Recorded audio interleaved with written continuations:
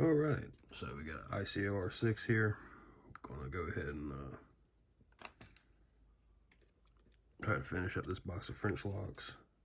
I just picked it a second ago, and then I locked it back up, not thinking about that it is a keyless lock. So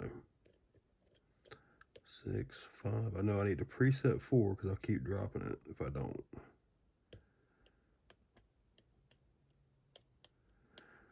5.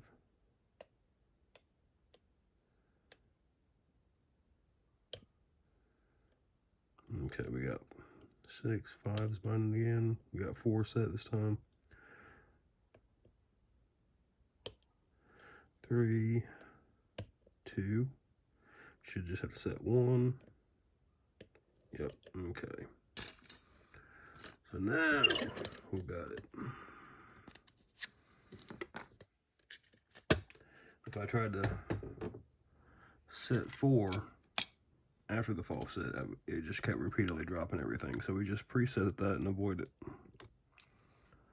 Are you falling in there?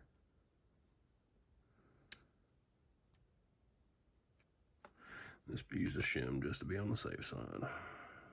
Shouldn't be anything to snag on that, but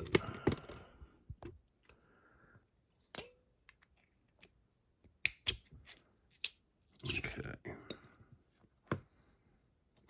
So we got a key control pin on the side that's doesn't do anything. Okay, that's weird. It's a spool on the side. Weird. Didn't need to touch that.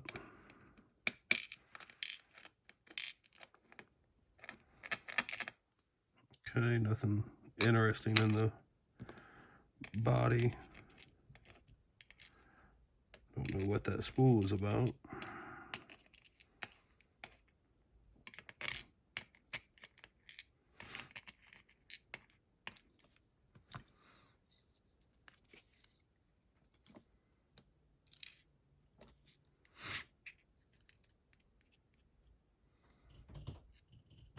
Okay, apparently that spool is supposed to be a number 1 because 1 is now empty.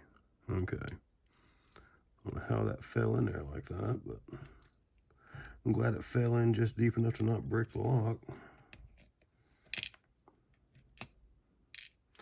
Standard on 2, probably standard on 3. Nope, it's a spool. Spool on 4.